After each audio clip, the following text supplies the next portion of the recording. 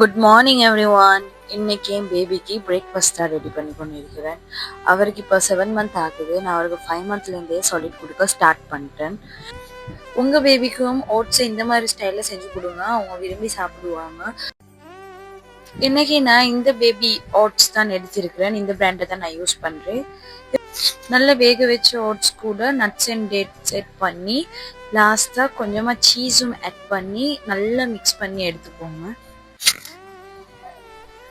சூடாறின அப்புறம் நல்லா கிரைண்ட் பண்ணி இந்த மாதிரி எடுத்துக்கலாம். லஞ்சுக்கு ரெட் ரைஸும் அது கூடவே பம்ப்கின், கேரட், பீன்ஸ், பீட்ரூட் எப்பயாச்சும் தான் ஆட் பண்ணுவேன், எப்பயும் இல்லை. இது கூடவே நீங்கள் மீட்டும் ஆட் பண்ணலாம், அதாவது ஃபிஷ்ஷும் கருவாடு அது மாதிரி ஆட் பண்ணலாம். மற்ற தவிர மட்டன், சிக்கன் எல்லாம் ஆட் பண்ணக்கூடாது. இதை நல்லா வேக வச்சு எடுத்து இது கூட அன்சால்டட் பட்டர் அப்படி இல்லைனாக்கா சுத்தமான நெய் ஆட் பண்ணி மிக்ஸ் பண்ணி கொடுத்துடலாம். அண்ட் ஈவினிங் 5 o'clock மேலே நான் எதுவுமே கொடுக்க மாட்டேன்.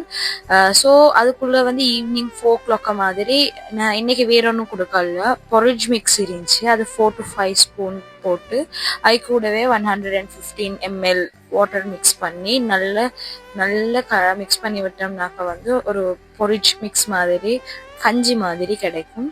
அதை தான் ஈவினிங்க்கு கொடுத்தேன். இந்த மாதிரி யூஸ்ஃபுல் வீடியோஸ் பார்க்குறதுக்காக என் வீடியோ சப்ஸ்கிரைப் பண்ணி லைக் பண்ணி ஃபாலோ பண்ணி வச்சுக்கோங்க.